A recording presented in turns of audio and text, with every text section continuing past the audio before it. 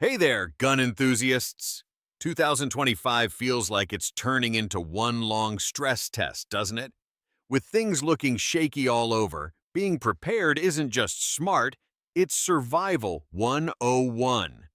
When trouble knocks, you don't want to be standing at the door empty-handed. That's why today's breakdown is all about three serious contenders every American ought to think about keeping on deck. These aren't show-and-tell safe queens. They're workhorses meant to be run hard, trusted, and leaned on when the stakes are real. If this kind of talk gets your trigger finger twitching, hit that like button and subscribe to Firearms Standard. Let's keep building a community that knows its gear inside and out. Ruger LCR. The Ruger LCR in 357. Magnum doesn't just ride along as a backup, it owns that role. At barely over a pound, it disappears on the hip or in a pocket holster, yet it still brings 357 authority when the chips are down. That polymer and aluminum frame isn't there just for weight savings. It soaks recoil in ways old-school snubbies could never dream of. This revolver's DAO trigger is one of the smoothest factory pulls around. There's no fumbling with safeties, no wondering if it'll cycle. It just goes bang every time, even if it's been sitting in a sweaty waistband or stuffed in a console for a year. Many wheelgun skeptics still don't realize how forgiving revolvers are in real-world dirt and stress. Semi-autos get picky with limp wrists, bad mags, or cheap ammo. The LCR shrugs it all off. I've seen guys run drills where their primary autoloader choked on pocket lint.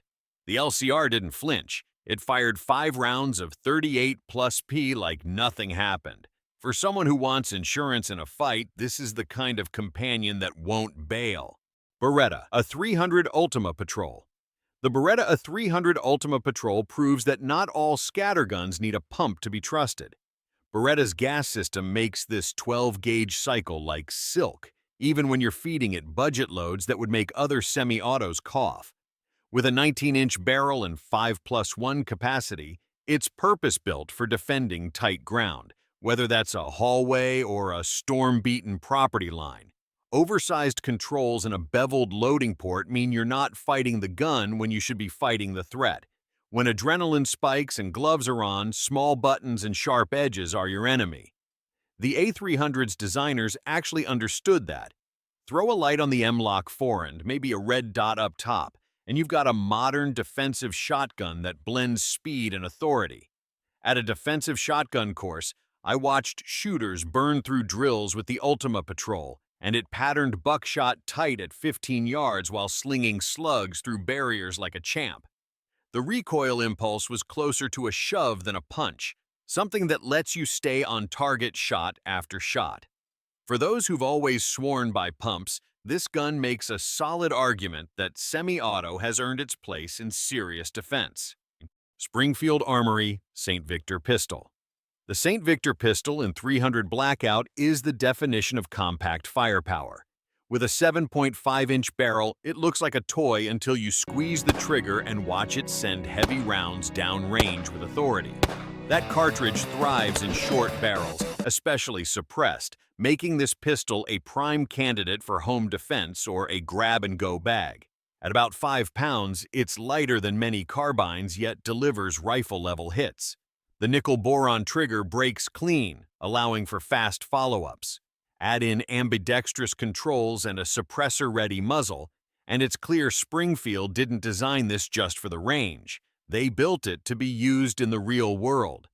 I've seen it run through carbine courses where students hammered steel at 50 yards like it was nothing. The recoil was more of a nudge than a kick, and even when shooters pushed the pace, the St. Victor stayed flat and predictable. For anyone looking at short-frame rifles but wanting something with teeth, this pistol fills that gap perfectly. Remington 870 TAC-14. The Remington 870 TAC-14 might not wear the shotgun label in the legal sense, but make no mistake, it hits like one. With a 14-inch barrel and the bird's head Raptor grip, this 12-gauge packs serious firepower into just over 26 inches of overall length. That means you get maneuverability close to a pistol while still launching full-bore buckshot. Weighing about 5.6 pounds, the TAC-14 feels quick in the hands. The forend comes M-lock ready, so adding a light or a small vertical grip is straightforward. I've run it through tight hallways and mock urban alleys. The muzzle clears corners faster than a traditional shotgun, and at 10 yards, buckshot stays in a tight, fist-sized cluster. Some shooters find the grip odd at first. It's like holding a sawed-off baseball bat. But once the rhythm clicks, recoil is manageable, and follow-up shots come faster than expected. In close-quarters defense, it's basically a wrecking ball you can tuck into a backpack. For anyone who wants raw power in a legally compact package, the TAC-14 is a hard-hitting choice. YABCM MGMK-47 Banshee. When the CM MGMK-47 Banshee shows up, it rewrites the hybrid game. Chambered in 7.62 by 39 millimeters, it pulls the brute force muscle of the AK and marries it with the controls and ergonomics of the AR platform. That means 30 rounds of barrier-busting authority in a setup that's compact, controllable, and under 24 inches overall. The Banshee's 8-inch barrel isn't about distance. It's about domination in close quarters. Direct impingement paired with CMMG's Powerbolt tech keeps it running even when the conditions turn foul. During a carbine drill, it ate through cheap steel case ammo without a hiccup and kept groups inside a fist at 50 yards. That's plenty for urban chaos or defending a perimeter. One of the standout features is its ambidextrous controls. Left-handed shooters don't have to relearn awkward workarounds, and right-handed shooters get speed when every second counts. With AK magazines feeding the system, it delivers a confidence you don't often see in hybrids. For anyone who's ever wished their AR kicked like a mule but handled like a sports car, the Banshee answers loud and clear. Diamondback DBX. At just 3 pounds, the Diamondback DBX in 5.7 by 28 millimeters almost feels too light to take seriously, until you pull the trigger. The 8-inch barrel launches high-velocity rounds that slice through armor where bigger calibers sometimes stumble. Pair that with near-zero recoil, and you've got a weapon that's shockingly easy to keep on target. Instead of relying on blowback, the DBX runs a locked breech dual gas piston system. Translation: cleaner operation, fewer jams, and longer stretches before it needs a serious scrub. The monolithic aluminum upper isn't just for looks, it makes the gun feel like one solid piece of kit. I ran one at a demo range with a red dot, and it consistently printed 2-inch groups at 25 yards. That kind of precision, combined with the cartridge's penetration, makes it more than just a novelty. It's a real option for anyone needing a discreet, lightweight PDW. Add a suppressor, and the whole setup becomes even more practical in environments where stealth matters. Some folks scoff at the 5.7 round, but anyone who's had to move fast and shoot straight will appreciate what the DBX brings to the fight. Ruger Mini 14. Sometimes newer isn't better, it's just newer. The Ruger Mini 14 has been around for decades, and it's still earning its keep. Chambered in 223 rem or 5.56 NATO, it blends a classic look with the kind of durability only a Garand-inspired action can deliver. At around 7 pounds with a hardwood stock, it's built to endure rain, mud, and neglect. The self-cleaning gas piston is one of the Mini 14's biggest strengths. Even when it's filthy, the action keeps cycling. At the range, I've seen one dragged through a mud puddle and still hold a 3-inch group at 100 yards on iron sights. That's not match accuracy, but for defense or survival, it's more than enough. Ghost ring sights snap to targets fast, and while it doesn't have the modularity of the AR platform, it doesn't need it. The rifle is dependable, straightforward, and always ready. It's the kind of firearm you throw in a truck, leave in a cabin, or hand to someone who's not a gearhead, knowing it'll still perform. For shooters who want no-nonsense performance, the Mini 14 is proof that reliability doesn't go out of style. Christensen Arms Modern Precision Pistol.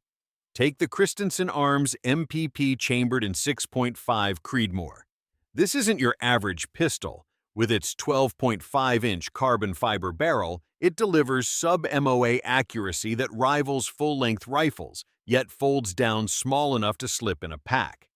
The lightweight carbon build means you're not breaking your back carrying it, and the folding SB tactical brace provides stability when you need to stretch shots way past what most pistols could even dream of. A 20 MOA rail gives room for serious optics, while the adjustable brake tames recoil so it doesn't punish the shooter. I've seen one shoot steel at 300 yards with groups tighter than a fist. It's a strange feeling, shouldering something classified as a pistol but dropping hits like a precision rifle. In open country defense or survival where reach matters, this thing's a cheat code. IWI Galil Ace Gen 2. The IWI Galil Ace Gen 2 in 5.56 NATO brings Israeli battle heritage to the table, and it doesn't disappoint. With a long-stroke gas piston and chrome-lined barrel, it thrives in mud, rain, and sandstorms.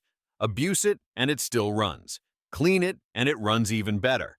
The M-LOK handguard and full-pick rail mean it's ready for optics, lights, and whatever else the mission calls for. The folding stock keeps it compact, but the heart of the rifle is that piston system. It just refuses to quit. I've watched one get dunked in a mud bucket during a torture test, shaken off, and still spit out 2-inch groups at 100 yards. The trigger is crisp, the ergonomics intuitive, and the heritage undeniable. When people say they want a rifle that will still work after the world's gone sideways, this is the kind of gun they mean. Mossberg 500 Super Bantam. Rounding out the lineup is the Mossberg 500 Super Bantam. Chambered in 20 gauge, it's the kind of shotgun that proves you don't need a heavy bruiser to get serious results. At just over 5 pounds, it's maneuverable in tight hallways or truck cabs, yet still capable of handling buckshot or slugs with authority. The adjustable stock lets it fit shooters of different sizes or those wearing bulky gear. Dual extractors and twin action bars make the pump stroke smooth and reliable, and the ambitang safety keeps controls simple. Whether it's birdshot for pests or buckshot for defense, this shotgun cycles it all without drama. I've run drills with the 500 Super Bantam in simulated home invasion setups, and the handling advantage in confined spaces is real. It doesn't feel like you're wrestling with a full-size 12 gauge, but it still delivers decisive patterns at defensive ranges. So, the real question is this: which of these beasts would you stake your life on when things get ugly? Every shooter's got that one firearm they'd trust above all else, and I want to hear yours. Drop your pick in the comments, share the story behind it, and let's trade some hard-earned lessons. And hey, don't just lurk. Smash that like button, pass this along to your buddies at the range, and make sure you're subscribed to Firearms Standard. More deep dives, more no-nonsense gear talk, and more reasons to keep your arsenal sharp are coming your way.